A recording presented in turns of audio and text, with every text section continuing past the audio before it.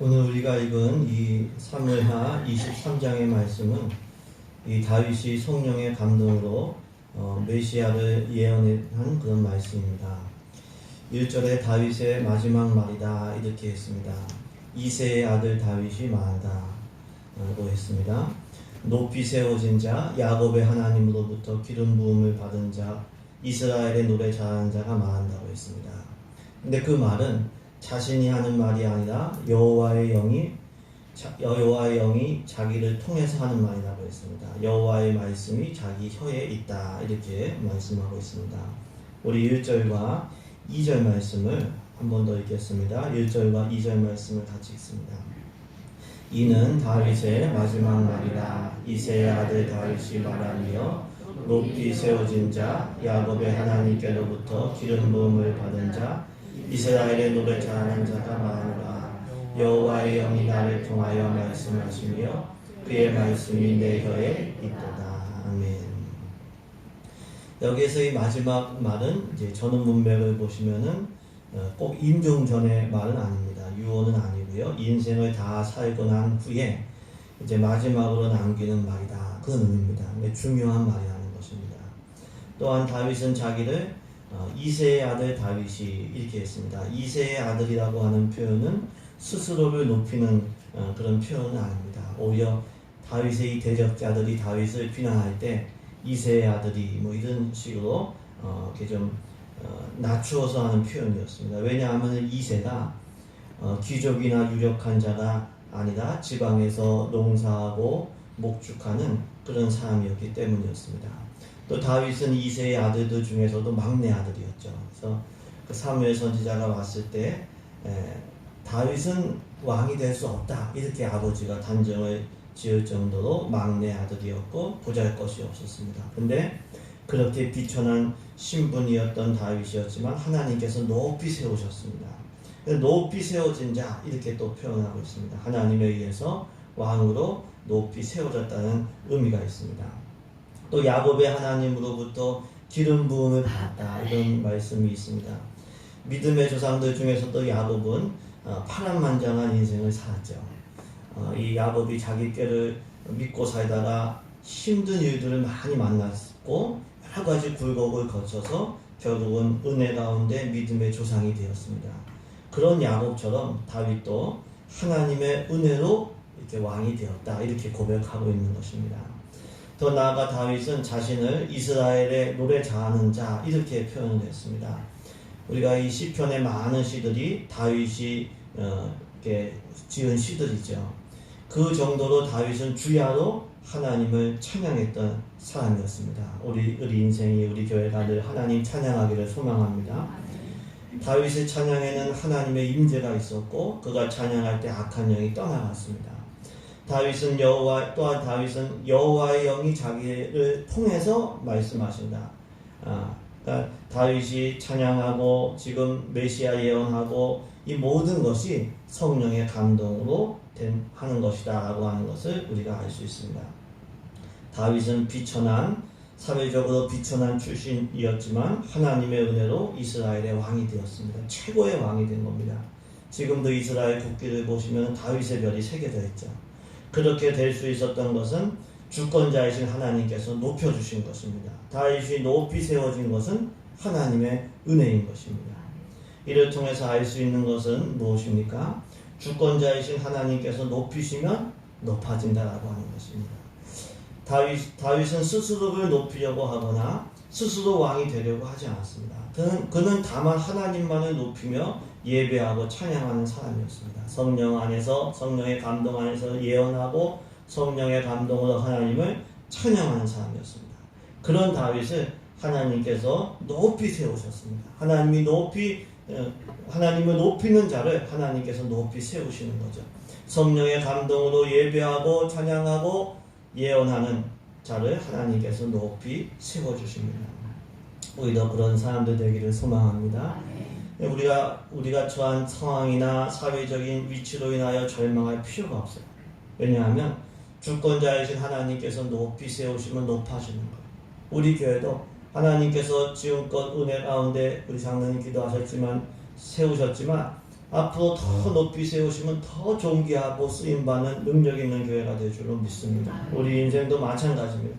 하나님이 세우시면 견고해지는 겁니다. 또 우리는 반대로 자기가 처한 환경이나 어떠함으로 교만해서도 안 돼. 왜? 하나님이 또 낮추시면 이거는 낮아지는 거예요. 높은 자리에 있다고 교만해서도 안 되고 낮은 자리에 있다고 절망해서도 안 돼. 절망이나 교만은 하나님의 주권을 믿는 믿음의 사람들의 반응은 아닌 거죠. 믿음의 사람들은 주권자이신 하나님을 두려워하고 하나님의 인정을 받으려고 합니다. 모든 것이 하나님께 달렸음을 알기 때문에 하나님의 인정을 받으려고 하는 믿음의 사람인 거죠. 우리가 그런 믿음 사람이 되기를 소망합니다. 또 우리는 스스로를 높이는 사람이 아니라 하나님을 높이는 예배자가 되어야 합니다. 다윗은 늘 하나님을 찬양하고 늘 하나님을 높이는 예배자였습니다. 우리 인간의 본성이 자기를 높이거든요. 이게 뿌리 깊은 죄성 중에 하나인데 다윗은 하나님을 높이는 사람이었어요. 나는 하나님을 예배하는 예배자입니다. 이 찬양이죠. 나는 하나님을 예배하는 예배자입니다. 내가 서 있는 곳 어디서나 나는 하나님을 예배합니다. 내 영혼 거룩한 은혜를 향하여 내 마음 완전한 하나님을 향하여 이곳에서 바로 이 시간 하나님을 예배합니다. 하나님을 사모하는 가운데 예배할 때에 그곳에 하나님의 임재가 있고 치유가 있고 천국의 기쁨과 평안이 있는 줄로 믿습니다. 하나님을 높이고 예배할 때 하나님께서 그 인생을 존귀하게 사용해 주시는 거예요. 다윗처럼 하나님을 기뻐하시고 즐거우나 슬프나 하나님 앞에서 하나님을 예배하는 예배자 되시길 예수님의 이름으로 축복합니다. 예배자는 하나님이 높여주세요. 예배자라고 살려면 어떻게 해야 될까요? 성령의 감동을 받아야 되죠. 다윗이 찬양하고 예언할 수 있었던 것은 성령의 감동이 그 안에 있었기 때문에. 성령의 감동이 없으면요 찬송이 마음으로부터 터져 나오질 않아요. 불평이 터져 나오죠. 이게 내가 힘들고 영적으로 침체하면 불평이 나오죠. 짜증이 나오고 미움이 나오죠. 성령의 감동으로 충만할 때 찬양이 솟아나는 거죠. 하나님 말씀을 전하는 예언도 마찬가지. 오늘 본문에서 다윗이 메시아 예언을 했던 것도 성령의 감동이 그에게 있었기 때문에, 하나님 말씀이 그의 혀에 있었기 때문에. 성령의 감동이 없으면 하나님 말씀을 깨달을 수도 없고 또 믿을 수도 없고 전할 수도 없는 거예요. 그렇기 때문에 우리는 성령의 감동을 받는 일에 힘써야 되는 거예요. 세상의 즐거움, 세상의 뉴스, 세상의 문화 거기에 젖어 살면 세상의 영의 영향을 받게 되었어요. 그럴수록 성령의 감동과 역사는 사라지고 마음이 곤고해지는 거예요. 우리가 무엇을 보고 무엇을 듣느냐에 따라서 우리의 영적인 상태가 결정된다는 것을 우리가 늘 기억을 해야 돼요. 말씀을 묵상하고 그리고 기도하는 일에 힘쓰고 거룩한 은혜를 사모하고 찬양하고 예배할 때 성령의 감동을 받게 되는 거죠. 우리 모두가 성령의 감동을 받는 데 힘쓰므로 다윗처럼 주님과 동행하고 주님께 존귀하게 쓰임받는 인생 되시길 예수님의 이름으로 축복합니다. 이처럼 다윗은 비천한 신분의 목동이었어요. 아무도 주목하지 않고 아버지도 주목하지 않았다. 근데 하나님의 은혜로 높이 세워진 자가 되었습니다. 하나님을 늘 찬양하고 예배하기를 좋아했던 다윗을 높이 세워주셨습니다. 그 다윗이 성령의 감동으로 하나님 말씀을 전한다고 했습니다. 다윗의 말이 아니죠. 이스라엘의 하나님께서 말씀하신다고 했어요. 이스라엘의 반석이신 하나님께서 자기에게 이르셨다고 했어요. 그 내용은 무엇입니까? 사람을 공의와 하나님을 경외함으로 다스리는 왕은 구름 없는 아침에 돋는 햇빛과도 같다고 했어요. 비 내린 후에 햇빛을 받아 돋아나는 새풀과도 같다. 이렇게 표현을 했습니다. 우리 3절과 4절 말씀을 우리 같이 읽기 원합니다. 3절과 4절 말씀을 같이 읽겠습니다. 이스라엘의 하나님이 말씀하시며 이스라엘의 반석이 내게 이르시기를 사람을 공의로 다스리는 자 하나님을 경외함으로 다스리는 자여 그는 돋는 해의 아침빛 같고 구름 없는 아침 같고 비 위에 강선으로 땅에서 움이 돋는 새풀 같으리라 하시도다. 아멘. 이스라엘의 하나님이 말씀하시며 이스라엘의 반석이 내게 이르신다고 했어요. 이스라엘의 반석은 하나님을 가리키는 표현이죠. 반석은 흔들리지 않는 평평한 돌이나 큰 바위를 의미합니다. 반석 위에 집을 지으면 집이 흔들리지 않죠. 큰 바위에 숨으면은 적들의 화살 공격을 보호를 받게 되는 겁니다. 하나님께서 이스라엘의 반석이 되신다는 것은 하나님께로 피할 때 보호를 받게 되고 흔들리지 않게 된다고 하는 것이죠. 그 반석이 하나님께서 다윗에게 말씀하셨어요. 무슨 말씀을 주셨냐면 사람을 공의로 그리고 여호와를 경외함으로 다스리는 왕이, 그 왕은 구름 없는 아침에 떠오르는 햇빛과도 같다. 찬란한 햇빛과도 같다. 비가 내린 후에 햇빛을 받아서 막 자라는 새풀과도 같다. 새싹과도 같다. 이렇게 말씀을 하신 거죠. 구름 없는 아침에 해가 떠오르면 어떻게 될까요? 해가 떠오를수록 이 어둠이 서서히 사라지고 온 천하가 이 새 아침을 밝아오게 되는 거죠. 비가 내린 후에 햇빛을 받고 자라는 새싹은 어떨까요? 비를 통해서 물도 충분히 받고 거기에 햇빛까지 받으니까 그 안에 생명력이 충만한 것입니다. 공의와 하나님을 경외함으로 다스리는 왕은 그러한 햇빛, 그러한 새싹과도 같다고 했습니다. 빛과 생명으로 충만하다고 합니다. 그럼 이 공의와 하나님을 경외함으로 다스리는 왕은 누구일까요? 다윗일까요? 다윗은 물론 훌륭한 왕이었습니다. 하나님께서 인정하신 왕이었고 이스라엘 왕들을 평가하는 데 기준이 되는 그러한 왕이었습니다. 그런데 자세히 살펴보면 다윗에게도 실수와 악함이 많았죠. 부하의 아내를 빼앗고 부하를 죽인, 아주 부하의 입장에서는 너무 악한 왕이었습니다. 자녀들을 공의로 양육하지 못하고 끌려다니는 연약한 아버지였습니다. 자기 업적을 내세우기 위해서 인구조사를 감행했던 어리석은 왕이기도 했죠. 결국 공의와 하나님을 경외함으로 다스리는 왕은 다윗이 아니에요. 또 5절로 넘어가시면 다윗이 자기 집안 얘기를 합니다. 하나님께서 자기에게 영원한 언약을 주셨기 때문에 자기의 후손 중에서 견고해지고 의로운 왕이 온다. 이것을 믿고 소원을 하는 겁니다. 결국 공의와 하나님을 경외함으로 다스리는 왕은 다윗이 아니라 다윗의 후손으로 오시는 메시아를 의미합니다. 마태복음 1장을 보시면은 예수님을 소개할 때 우리 너무 잘 알듯이 아브라함과 다윗의 자손 예수 그리스도의 세계라 이렇게 표현하고 있죠. 예수님은 다윗의 후손으로 오신 공의와 하나님을 경외함으로 다스리는 왕이시라고 합니다. 예수님은 구름 없는 아침에 햇빛과도 같고 비 내린 후에 햇빛을 받아 막 자라는 그러한 새싹과도 새풀과도 같은 거죠. 누가복음 1장에서도 이 사가랴가 메시아 예언을 할 때 예수님을 돋는 해로 이렇게 비유한 것을 볼 수 있습니다. 이를 통해서 알 수 있는 것은 무엇입니까? 예수님은 공의와 하나님을 경외함으로 다스리는 왕이시라고 하는 거예요. 예수님은 구름 없는 그러한 아침의 햇빛과도 같이 어둠을 몰아내시고 새 아침을 밝아오게 하시는 분이라고 하는 거예요. 예수님은 비 내린 후에 햇빛을 받고 자라는 그 새싹과도 같이 생명으로 충만하신 분이십니다.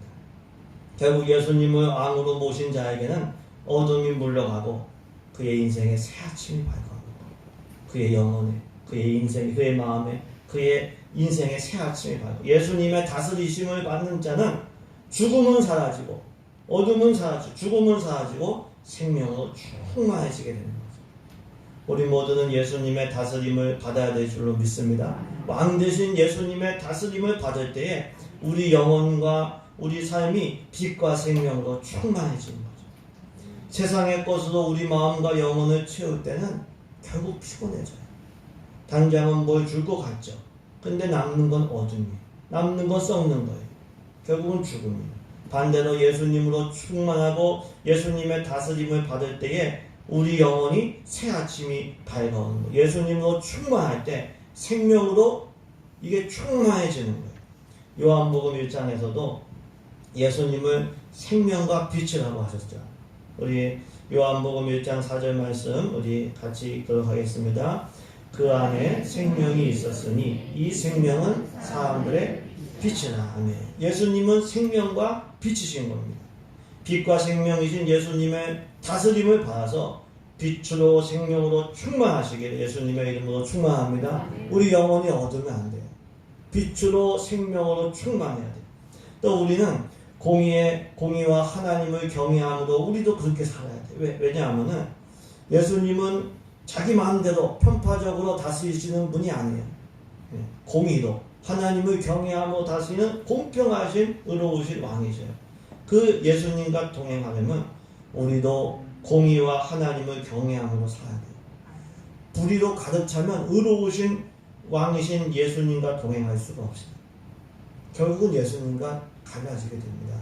의로움으로 살아야 돼요. 우리가 하나님을 경외할 줄을 모르면은 하나님을 경외함으로 다스리시는 왕이신 예수님과 동행할 수가 없어요. 우리가 같이 가려면 마음도 맞고 박자도 맞아야 동행이 되는 거죠. 의롭게 하나님을 경외함으로 사심으로 예수님과 동행하시길 더 가까워지시길 주님의 이름으로 축복합니다. 이렇게 다윗은 성령의 감동으로 예언을 한 거예요. 메시아 예언을 한 거예요. 공의와 하나님을 경외함으로 다스리는 왕이 오신다. 근데 그분은 어둠과 죽음을 몰아내고 빛과 생명으로 충만해지게 하신다. 더 나아가서 아까도 말씀드렸지만 다윗은 그 메시아가 자기 후손으로 오실 것임을 확신했어요. 왜냐하면 하나님께서 자신과 더불어 영원한 언약을 세우셨기 때문이라고 했습니다. 하나님과의 그 영원한 언약이 있기 때문에 모든 것이 잘 갖춰지고 견고하다고 했어요. 하나님께서 약속을 주셨기 때문에 구원과 소원이 반드시 이루어질 것이다. 이렇게 확신한 겁니다. 우리 5절 말씀을 오늘 본문 5절 말씀을 같이 읽겠습니다. 5절입니다. 내 집이 하나님 앞에 이같이 아니하냐. 하나님이 나와 더불어 영원한 언약을 세우사 만사에 구비하고 견고하게 하셨으니 이루지 아니하시랴. 아멘. 하나님께서 다윗과 언약을 세우신 말씀은 사무엘하 7장에 나오죠. 다윗이 자기 집은 백향목궁에 살지만 하나님에게는 휴장 가운데 있다. 이 마음이 걸려서 성전을 건축하려고 했어요. 하나님께서 그 다윗의 마음을 받으시고 약속을 주셨죠. 무슨 약속이었습니까? 먼저는 다윗의 이름을 위대하게 하실 것이다. 이스라엘을 보호하시고 다윗의 자손들이 계속해서 왕이 되게 하실 것이다. 그리고 다윗의 아들들 중에서 하나를 택해서 그가 성전을 건축하게 하시고 마지막으로 다윗의 집안과 나라가 영원히 하나님 앞에서 영원히 이어질 것이다. 이렇게 약속을 하셨습니다. 이러한 언약으로 인해서 다윗은 자기의 후손으로 영원히 다스릴 왕 메시아가 오실 것임을 확신한 겁니다. 이를 통해서 알 수 있는 것은 무엇입니까? 하나님께서 사람을 복주시고 사용하실 때 언약을 주시고 언약을 이루시면서 복주시고 사용하신다는 거예요. 그리고 다윗처럼 그 언약을 붙들 때 확신과 소망 가운데 살게 된다는 것을 알 수 있습니다. 그렇기 때문에 우리도 먼저는 다윗처럼 하나님의 인정과 약속, 언약을 받는 인생이 돼야 돼요. 다윗이 이제 피를 많이 흘려서 직접 성전 건축을 하지를 못했어요. 근데 하나님께서 그 다윗의 마음을 받아주셨어요. 기뻐하셨어요. 복을 주셨고 약속을 주셨어요. 하나님을 위할 때 하나님께서 받아주시고 인정하시고 복을 주시는 줄로 믿습니다. 그러면 은혜 가운데서 모든 것이 구비하고 견고한 풍족하고 견고한 인생이 되는 거죠. 우리의 믿음이 우리의 삶이 하나님의 인정을 받는 삶이 되기를 소망합니다. 하나님의 복을 받는 인생 되시길 주의 이름으로 축복합니다. 또 우리는 다윗처럼 하나님의 약속을 붙듦으로 확신과 소망 가운데 살아야 되는 거죠.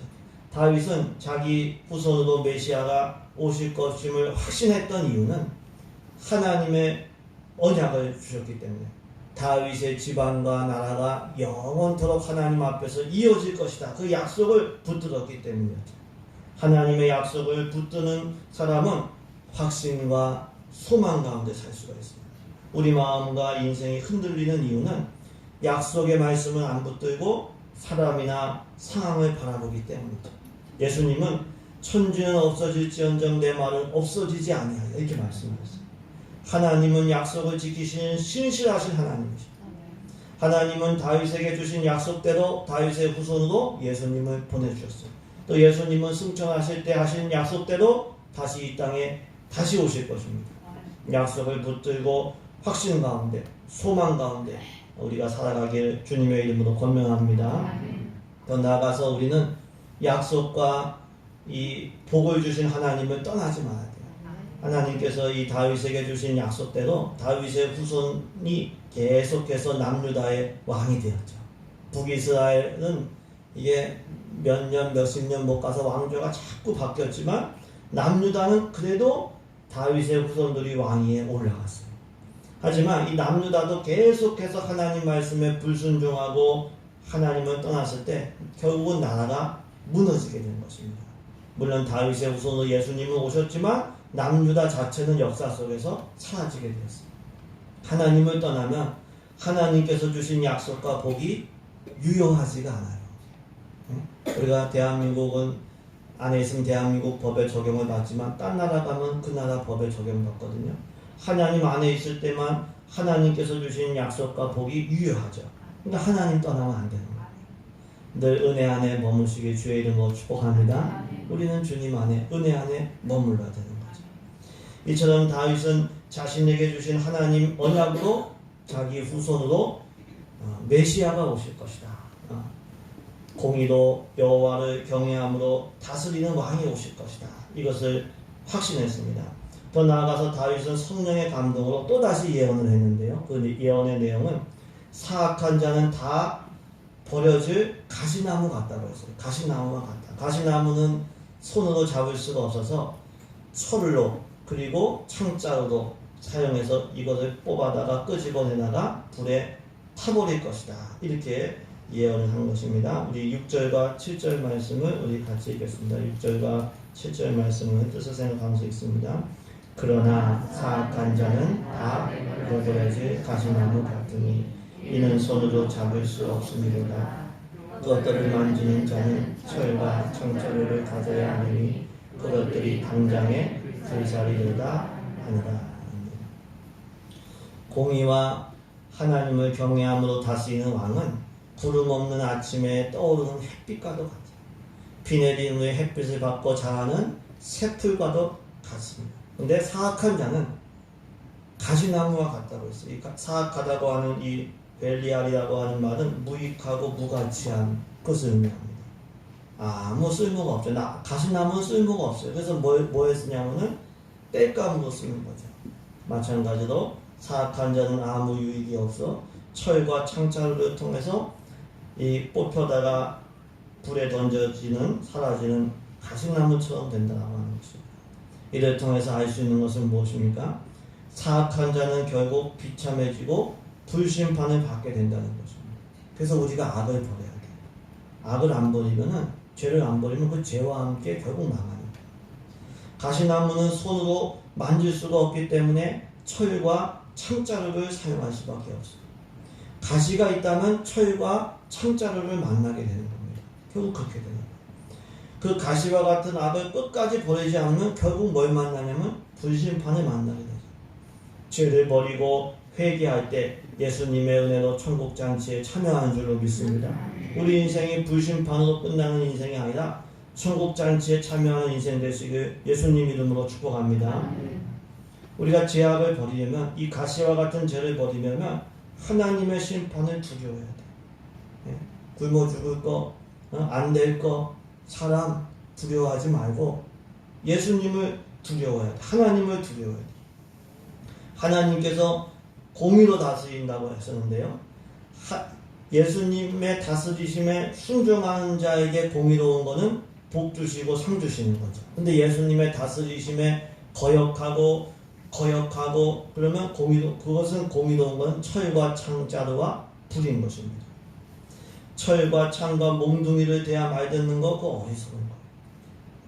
하나님께서 인격적으로 감동하시고 말씀을 주실 때 우리가 순종해야 돼요. 불심판에 들어가면 더 이상의 기회는 없는 거예요. 우리는 하나님의 심판을 두려워해야 돼요. 하나님의 심판을 두려워하는 사람이 악을 벌이는 사람이에요. 내 안에 하나님을 두려워함이 없다면 그거는 벌써 이건 아주 위험한 겁니다.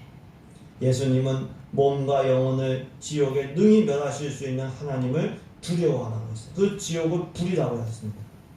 영원히 불타는 지옥불에 던져 넣으실 수 있는 하나님을 두려워하는 가운데 우리가 가시와 같은 악을 가감하게 버리는 우리 복된 인생 되기를 소망합니다.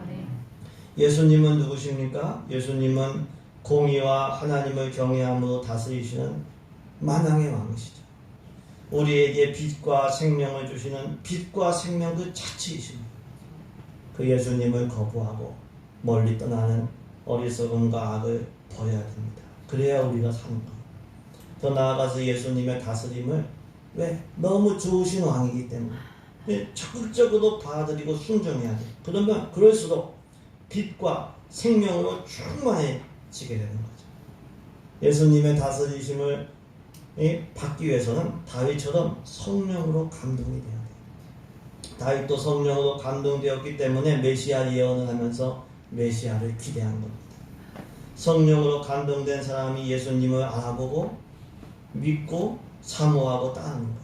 성령으로 감동된 사람이 언약의 말씀을 붙들고 결국은 견고해지고 풍족해지게 돼요.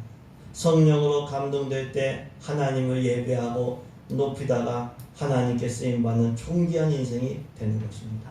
우리 성탄의 계절 만왕의 왕이신 예수님을 맞이하고 높이는 가운데 존귀하고 또 풍족하고 견고한 인생 되시길 예수님의 이름으로 축복합니다.